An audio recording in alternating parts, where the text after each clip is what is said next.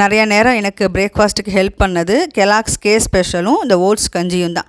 அதை 5 நிமிஷத்தில் ரெடி பண்ணிடலாம், சாப்பிட்டுடலாம் அப்படின்ட்டு இட்லி ஊற்றினா மட்டும்தான் பிரேக்ஃபாஸ்ட் எடுத்துக்கிறது. சப்பாத்தி சாதம்லாம் பண்ணியிருந்தேன் அப்படின்ட்டா கையில் கட்டி எடுத்துகிட்டு போயிடுவேன். ஒரு 10:30 மணி வாக்கில் டீ ஒரு ஸ்நாக்ஸ் அந்த மாதிரி கொடுப்பாங்க ஆஃபீஸில். சம்டைம்ஸ் ஸ்நாக்ஸ் எடுத்துப்பேன், இல்லைனா நான் சப்பாத்தியோ இதை சாதம் 2 கட்டி எடுத்துகிட்டு போயிருப்பேன். ஸோ அதுவும் அந்த மாதிரி சாப்பிடுவேன். ஏன்னா கண்டிப்பாக பசிக்கும், இவ்வளோ தான் சாப்பிட்டோம் பிரேக்ஃபாஸ்ட்டு அப்படின்ட்டு. இன்றைக்கி ஓட்ஸ் கஞ்சி, ரொம்ப நாளைக்கு அப்புறம் ஓட்ஸ் கஞ்சி போட்டு இந்த கடலை, அதுக்கப்புறம் சின்ன வெங்காயம், வறுத்த பச்சை மிளகா அந்த மாதிரி ஏதாவது இருந்ததுன்னா எடுத்து போட்டு சாப்பிடுவேன். ஃபஸ்ட்டே சாதம் வடித்து எடுத்துடுவேன். அதுக்கப்புறம் தான் அது கலந்த சாதமாக இல்லைனா சாம்பார் வைக்கலாமா அப்படின்னு யோசிக்கிறது. இன்றைக்கி லீவ் எல்லாருக்கும், அதனால் முதல்ல கிரேவி பண்ணிட்டேன். தோசைக்கெல்லாம் தொட்டுட்டு சாப்பிட்லாம் அப்படின்னு சொல்லிட்டு கிரேவி ஒன்று பண்ணி வச்சுட்டேன், மீல் மேக்கர் போட்டு.